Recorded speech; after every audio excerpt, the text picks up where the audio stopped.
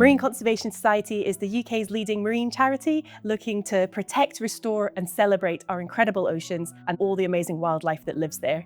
Our work covers everything from tackling marine litter to looking at sustainable seafood to ocean regeneration and blue finance. Our ocean is under so many different threats, from climate change, ocean acidification, overfishing. The one I work mostly on is pollution. So that can be everything from chemical pollution in our oceans to marine litter. So that could be ropes and nets entangling our amazing big creatures like our whales and our dolphins and turtles. But it's also the issue of plastic pollution and what that does to our marine environment, which includes the breaking down into these microplastics which enter the food chain and are having unknown consequences all the way up. Litter is made up of so many different things, but one of the biggest issues is single-use plastics. We are getting so reliant on being able to use something once and throwing it away and not really thinking about what happens to it afterwards.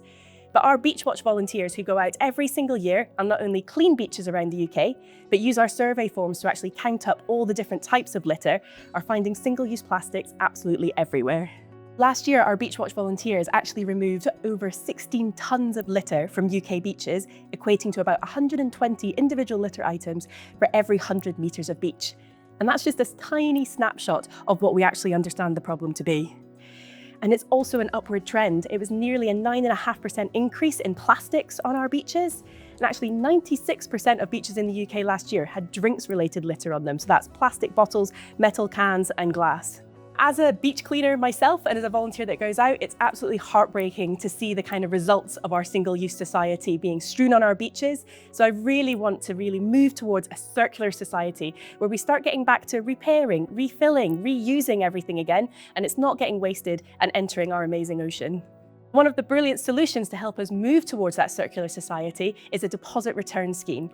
A deposit return scheme works very simply. When you go into a shop and you buy a drink, there'll be a deposit on that drink, maybe 20 pence, and that's to incentivize a consumer to return the drink. So you take it away, consume it, take it back to any return point. You don't have to take it back to where you bought it. You put it in the machine or you hand it over the counter and then you get your money back. Reloop's mission is to help create a world free of waste, and we do that by working with governments, industry and environmental NGOs and stakeholders across the board to share the data we have that can highlight the best systems to help us keep resources as resources. All of our data shows that a deposit return system is really the only way to ensure a return rate of over 90% of drinks materials. We know that if we can get 90% of those bottles and cans back, we can do bottle-to-bottle recycling, so it's much higher quality material we're getting rather than mixing everything in together.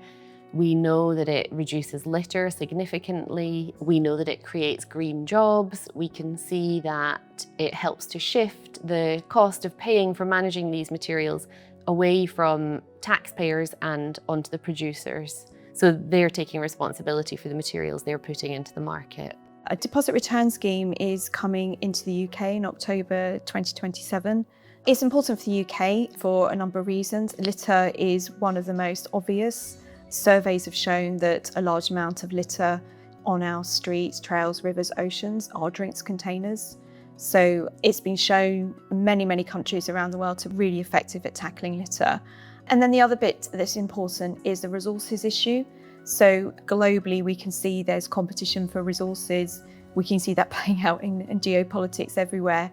And then Europe has access to this amazing resource, which at the moment is literally being thrown away, which doesn't make any sense from an environmental perspective or even from a business perspective. And the UK scheme is good in that it gives first refusal to industry on those resources. So that's a really massive incentive for them to have that aluminium and plastic streams.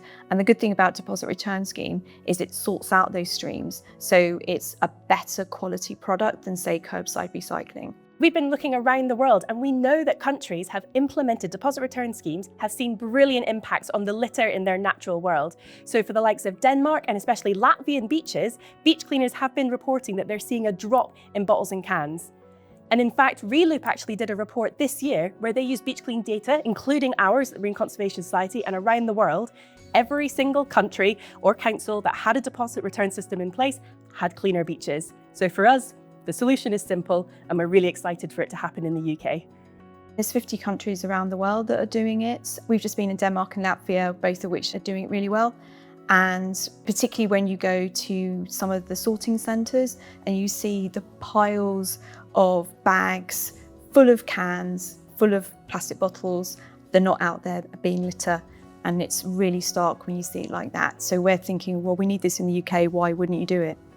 One of our flagship projects that we have is our Global Deposit Book, and we publish that every 2 years.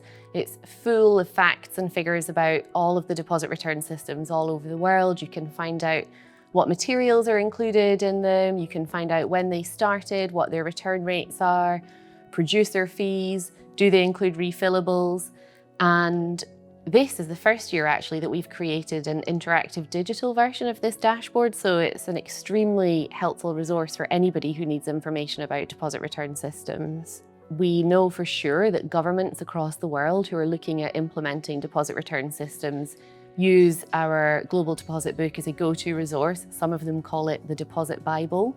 We know that NGOs around the world who are campaigning for deposit return systems use our resource to find out which systems are the most successful, what are the factors within a system that help to have really high return rates. And we know that industry use our resources too when they're operating in countries that are considering introducing deposit return systems. We've worked closely, for example, with system operators in Denmark, Norway, Estonia to gather all of this information.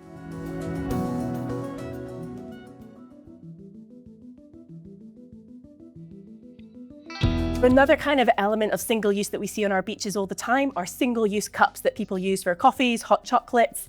And we actually picked up over 5,000 on UK beaches last year. So we really want to be looking at solutions for cups. Can we be putting charges on them? Can we be looking at reusable systems? We know this is happening in other places. We know that the likes of Aarhus and Lisbon are doing citywide schemes. We have some smaller schemes here in the UK, but we know the important thing we need now is to scale it up and have a country take it on first.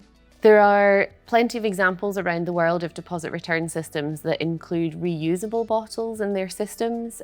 Latvia is a really good example of that. Their system started just a few years ago, and in countries that have established deposit return systems, one of the next steps that they're looking into is establishing systems for reusable coffee cups, reusable takeaway packaging.